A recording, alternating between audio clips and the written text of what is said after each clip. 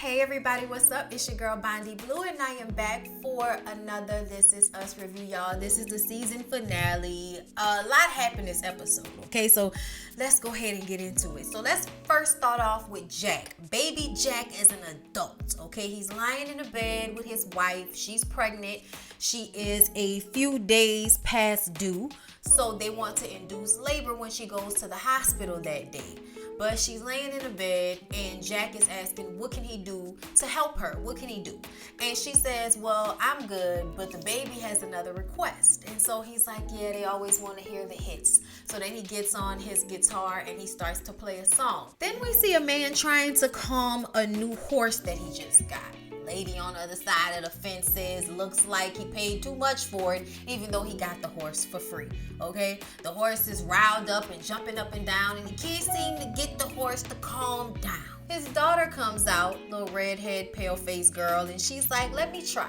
She holds the rope as the horse runs around. She says that he was cooped up with 3 other horses before they bought him. So the dad is asking for the horse to be still when all he wants to do is run, like he's been cooped up. So he wants to get out some of that energy, and that's what he's trying to do. His daughter says, don't you think it's a bit early to give up on him? You haven't even given him a chance to be himself. The dad turns to her and says, you know, you're getting too tall and too smart, because she gave him some great advice, okay? Don't give up too soon. You just got the horse. Give him a chance to become who he is. So then the man tells his daughter he has to go to the office and, you know, he'll see her later. And she's like, all right, Dad, I love you. He's like, I love you too.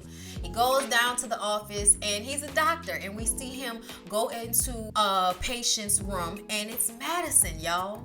Madison is pregnant. Yeah. I was like, wow. I mean, for a minute, we had no idea who this man with this horse and this little girl was. We had no idea.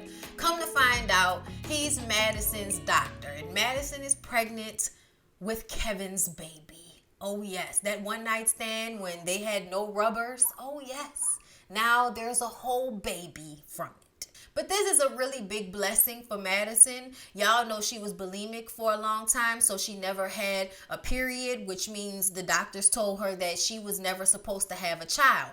And here she is, big old pregnant with Kevin's baby. I said, how about that? I mean, we knew that's probably what was going to happen, but just to see it all play out, it's like, ain't that something? The doctor says that this is her 3rd appointment alone. Is there anybody that can come with her?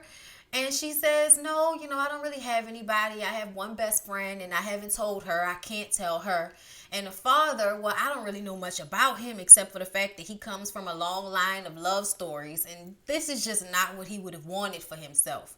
And I was like, wow, this is what she thinks of him. Like, he's a screw up. Like he's a screw up. Like, it's amazing to me that he hasn't had a baby out of wedlock yet. The doctor then takes that same advice that he got from his daughter that same morning and says, don't you think you're judging him a little too early? You know, give him a chance to become himself. So then we see this brown hair, dark-eyed girl.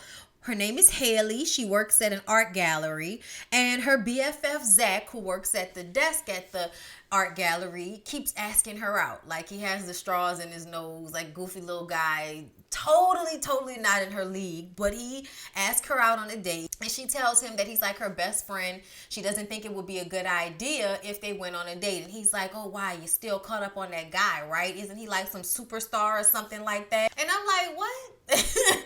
Like, what's going on here? Like, I was just kind of confused about it for a second. Then we go back to Jack and his wife, and they're getting ready to go to the hospital because she's gone into labor. And she's standing there walking back and forth, and they talk about how they wanted to wait until they had the baby to find out what the sex of the baby was. And then the nurse comes in and says, all right, let's get this little girl out into the world. And it's like, oh my God, we're having a girl. And then we see them, well, Jack text the Haley girl. And I'm like, well, who the hell is Haley, y'all? Like trying to figure it out. Don't you hate when they just be showing you people and you don't know what's going on? We see Haley get the text message and run off. And her BFF Zach is like, it's that guy, isn't it? And it's like, dude, why would she be running off to be with some guy that she's into? I was like, what's happening here? Like, just the confusion and aggravation. Ugh. Then we come back to present time, okay? And it's Jack's first birthday, and everybody is coming down to Toby and Kate's house to celebrate. Toby and Kate have this huge secret that they have to go and deal with during the birthday party. So they have to open up presents and do the happy birthday thing early so that they can go and do whatever the secret thing is that Toby keeps talking about throughout the entire episode, because nobody really cares. It's like, yeah, nobody cares. Everybody has so much going on right now, Toby. We just can't have time for that. Kevin was getting ready to go into a meeting and gave Uncle Nicky a call. And Uncle Nicky says, yeah, I got baby Jack a brand new pair of those, kitty tennis shoes that you're always wearing. He also mentions that he's seen Kevin on a bunch of billboards around town. He says it must be an ad for your nipple. Because his nipple was out on the ad. He was like, actually, it's a cologne ad, Uncle Nicky. And he reminds him that the next day, which is actually Jack's birthday, is supposed to be his 1 year clean anniversary. And Uncle Nicky is like, well, I'll congratulate you tomorrow when that actually happens. All right, bucko. Deja and Malik are standing on the stoop saying goodbye to one another like two hormone-filled teenagers who are going to be away from one another, and they don't know if they can handle it. Yes, everybody's going to Cali. Randall is rushing Beth out of the door, and she's coming down the stairs talking about black don't pack, something she just made up. I'm like, that is totally not true. But yes, we do wait to the last minute to pack sometimes. It happens. Whatever. Isn't that everyone? Never mind. Randall says that he packed some information about St. Louis for Rebecca, because she's going to go out there for 9 months for the trial. She might as well get her barbecue on. And Rebecca's like, mm-hmm. He asked her, what is that sound? And she's like, it's just a noise, Randall. And he's like, yeah, it's a noise you make every time I mention my mom going to St. Louis for this trial. What is that about? You don't think the trial is a good idea?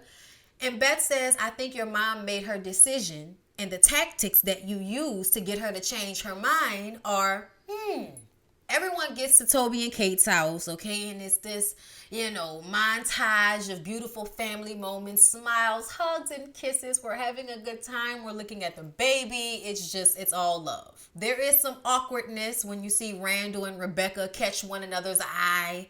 It just seems kind of weird because we all know that Rebecca's going to announce to everyone she's decided that she changed her mind and she's going to go on this trial. Kevin and Kate are not going to take that well, especially Kevin. Beth said, yeah, that's going to be something. We also get these small shots of the big three for their first birthday.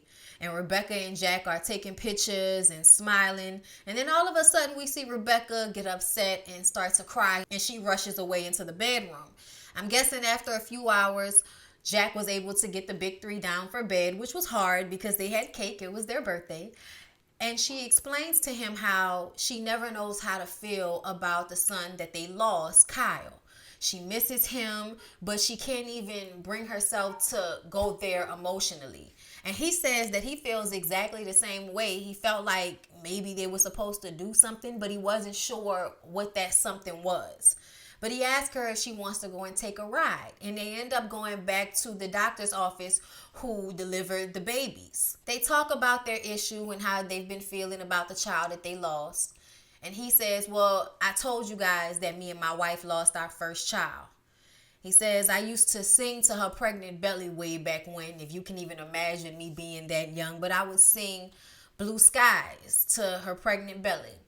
And after they lost the baby, they would sit in their living room and listen to that song over and over again, almost like a punishment.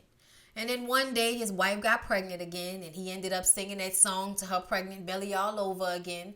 And then 25 years later, they played it at his daughter's wedding as they had the father-daughter dance. So that one song represented the human experience for him. All the happiness, all the sadness.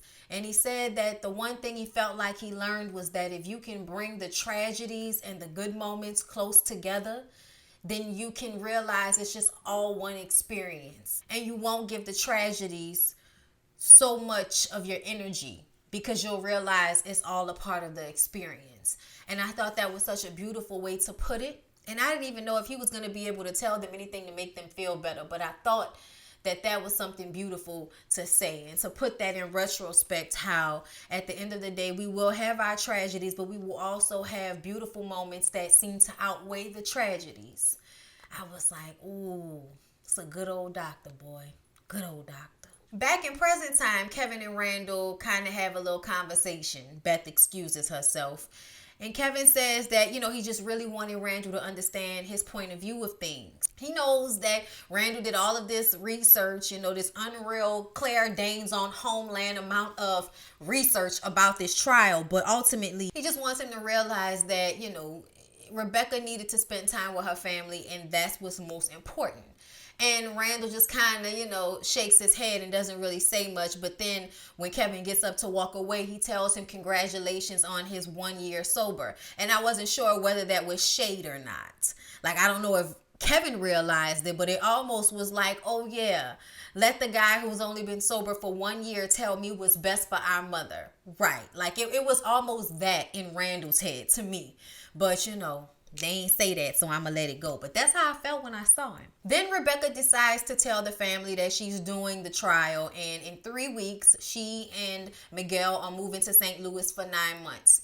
Kate and Kevin are obviously upset and confused because they thought they'd already had this conversation and it was settled. Rebecca was going to stay and not do the trial. Kate, Kevin, and Randall go outside to talk about it, but it doesn't get serious right away. The conversation was actually a lot of teasing and talking about how weird Randall is. And then Randall says, yeah, right, because the two of you are the poster children for normalcy. Right. Toby comes in to get Kate because it's time for them to do that very secret thing that was just for the three of them that they were supposed to be going to do, which leaves Kevin and Randall on their lonesome. And things get way heavier. Kevin asks Randall, what did he say to Rebecca to make her change her mind? Because he knows that something had to be said in order for her to change her mind, because she was dead set on how she wanted to handle this situation. And then we see Toby and Kate go back to the hospital where Jack was born. They go to, I guess, the NIC unit area, and they look at the picture of them with Jack as one of the families or one of the babies that made it after everything they went through in the hospital. Toby reminds Kate about right after the C-section and how he had to come and tell her that the baby was only 2.5 pounds, which is actually kind of good. My niece was 1.5 pounds, so 2.5 is better than that. Toby reminds her that it was the three of them then, and it is still the three of them.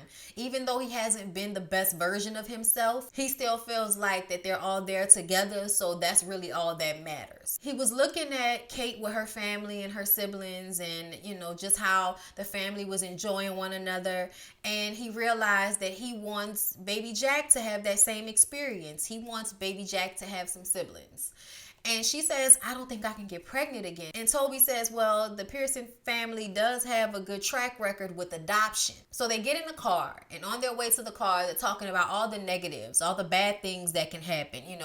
Oh, our marriage barely made it the first year. What's going to happen once that, just thinking about all of the negative things, But ultimately, they say if they still want to do it when they leave the parking lot, then they'll do it. And by the time they leave the parking lot, they still want to do it. So we see that Toby and Kate are going to adopt a little girl. And we find out that that little girl is Jack's sister, Haley, who we saw at the art gallery. Kevin goes inside and he asks Rebecca himself about why she decided to change her mind about the trial.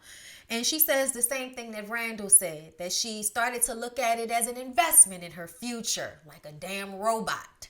Kevin gets upset because he knows that something else had to be said in order for her to change her mind. Beth comes in and interrupts Rebecca running after Kevin and tells her to get the kids and Miguel and let's just clear out. Hey, Rebecca, hey, do you see me?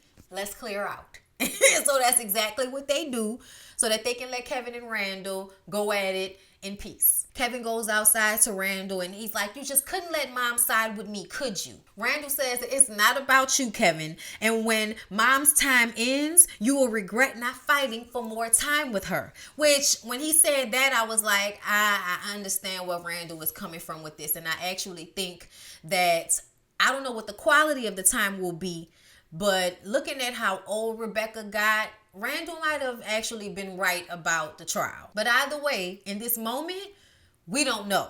But Randall is very sure of his choice. But he walks away from Kevin. Kevin is pissed. So Kevin grabs his arm and he's like, hey man, get your hands off of me. And Kevin is like, what are you going to do, Randall? I'm not some out of weight person at you. Okay, what you going to do? Sucker punch me? I was like, oh.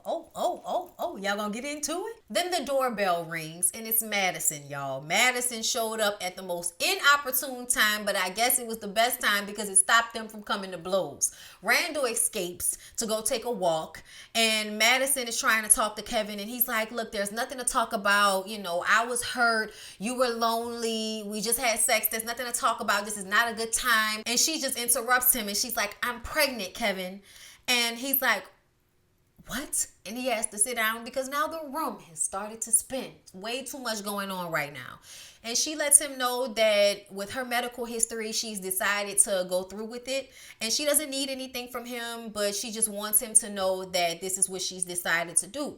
And he says, I'm not walking away from the situation, but I need a moment. So he goes outside to gather himself. And then here come Randall coming back with all of this fever. You think you know what to do? You think you know what the best choice is for mom because you spent one day with her, because you took her to a movie premiere after 20 years of not being there? I'm the one that's always been there to take care of her, Kevin. Like, Randall starts going off. And Kevin is like, no, I know what mom wants because she told me what she wants. And you took that away from her. And I don't even know where this whole narrative of you always taking care of the family even came from. Because if it was me, then I would have walked through fire to save that man. And I was like, oh no, Kevin, why would you go there? Why would you go there? You know, this is Randall's like deep down regret of his life that he didn't run through fire to save their dad, as if he wouldn't have died as well and they wouldn't have lost a sibling and their daddy all at the same time. Like, come on now.